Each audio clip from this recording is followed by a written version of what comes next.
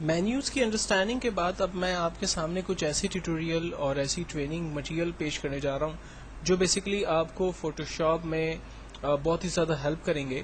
اور ہم لوگ بیسیکلی کام کریں گے different menus, different tools, blending options, different modes کو ملا کر بیسیکلی فوٹوشاپ پہ کس طرح سے اچھے اٹریکشن امیجز بنائی جاتی ہیں، فوٹو مینیپولیشنز کیسے ہوتی ہیں، بینر کیسے بنتے ہیں، کارڈز کیسے بنتے ہیں.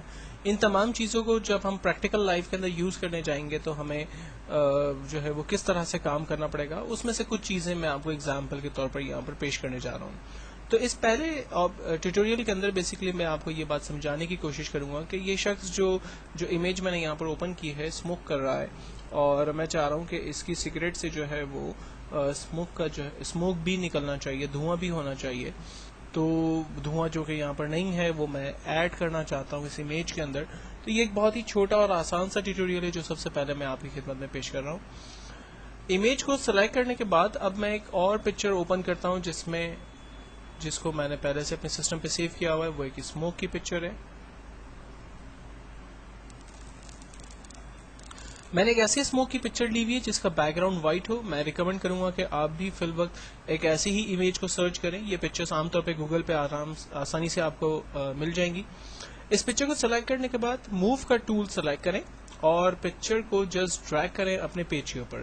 چونکہ پکچر جو ہے وہ اوریجنلی کافی بڑی ہے، اس لیے وہ کافی بگ سائز کے اندر ہمارے پیج کے اوپر آئی ہے. تو ٹرانسفارم کی مدد لیتے ہیں، کنٹرول ٹی. اس کی ویڈتھ اور ہائٹ کو میں 10 اور 10% کر کے انٹر کرتا ہوں اور دوبارہ انٹر کرتا ہوں تو یہ ٹرانسفارمیشن فائنل ہو گئی. ٹاپ ایرو یوز کرتے ہوئے میں امیج کو اس پر سیٹ کرتا ہوں. ہم ونڈو کے مینیو میں سے لیئر کے آپشن کو کھولتے ہیں. لیئر کے آپشن میں آنے کے بعد یہاں پر ہمارے پاس موڈ، یہ جو جگہ ہے یہ موڈ کہلاتی ہے. اس موڈ میں سے میں یہاں سے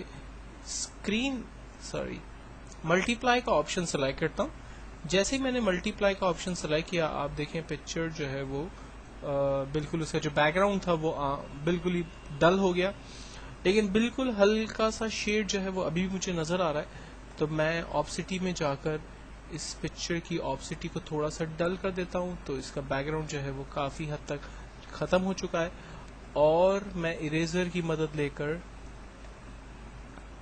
اس کا جو بیک گراؤنڈ ہے اس کو تھوڑا سا رب کر لیتا ہوں تاکہ اس میں ایک فنیشنگ آ جائے.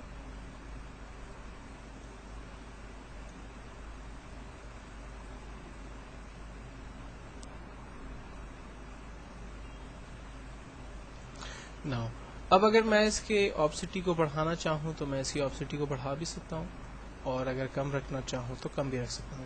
تو ایک بہت ہی سمپل اور آسان سے ٹیوٹوریل کے ذریعے ہم نے اس بات کو سمجھنے کی کوشش کی کہ اگر آپ کہیں بھی اسموک کے پکچر کو ایڈ کرنا چاہیں تو یہ بہت ہی آسان اور سمپل سا میتھڈ ہے. لیکن یہ خیال رکھیے گا کہ اس اسموک کی پکچر کے اندر آپ کوئی بھی دوسرا کلر ایڈ نہیں کر سکتے. مثال کے طور پر اگر میں اس کو ملٹی کلر دینا چاہوں تو وہ اس وقت میں نہیں دے سکتا.